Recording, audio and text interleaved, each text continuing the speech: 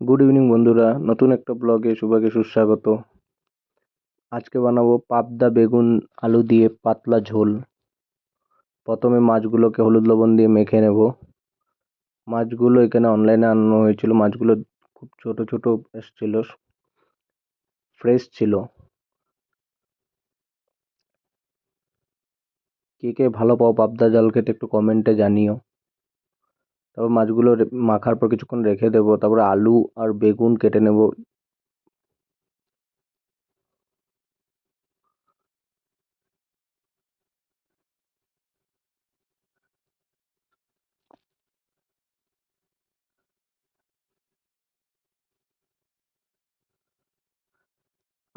আলুটা কাটার পরে ছোলা হয়ে যাওয়ার পরে বেগুনটাও সাইজ করে কেটে নেব। এখানে আলুগুলো সাইজ মতো করে কেটে নেওয়া হচ্ছে।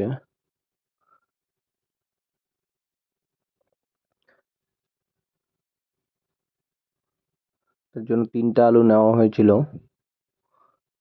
3টা আলুই সাইজ মতো করে কেটে নেওয়া হয়েছে। তারপর বেগুনগুলো সাইজ করে কেটে নিচ্ছি।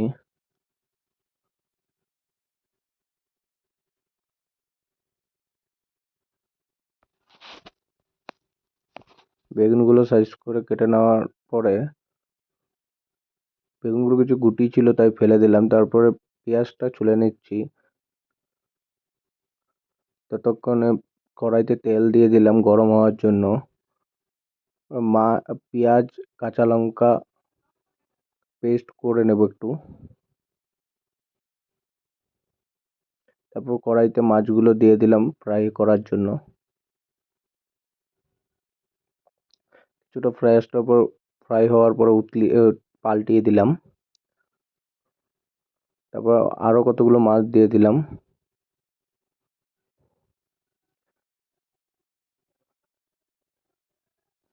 মাছগুলো সব ফ্রাই হয়ে আসার পরে তারপরে বেগুনগুলো হলুদ লবণ মাখিয়ে নিলাম একটু। আবার ওখানে বেগুনগুলো একটু তেলে ফ্রাই করে নিচ্ছি।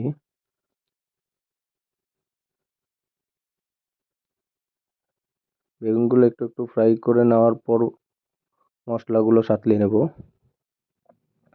তার জন্য বেগুনগুলো একটু ফ্রাই হতে হবে।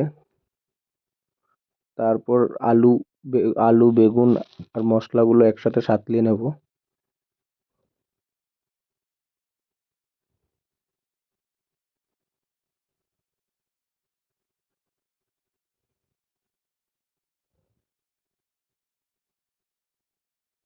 মশলাগুলো একটু সাঁতলিয়ে নেওয়ার পরে তারপর কিছুক্ষণ পরে একটু করে জল দিয়ে দেব গ্রেভি হওয়ার জন্য।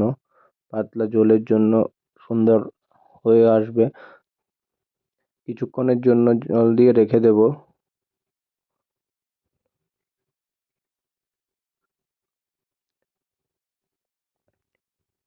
দেখো সুন্দর উতলিয়ে আসছে।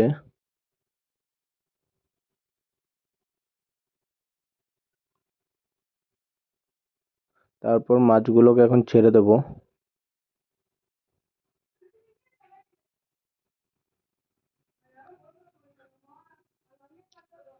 সব মাছগুলোকে ছেড়ে দেওয়া হচ্ছে। এগুলোকে ছেড়ে কিছুক্ষণের জন্য রেখে দেব। তারপর হয়ে যাওয়ার পরে কিছু ধনেপাতা দেওয়ার জন্য ধনেপাতাগুলো কিছু কুচি কুচি করে কেটে নিচ্ছি। তারপর অনেকটা উতলিয়ে আসার পরে এখন ধনেপাতাগুলো দিয়ে দেব।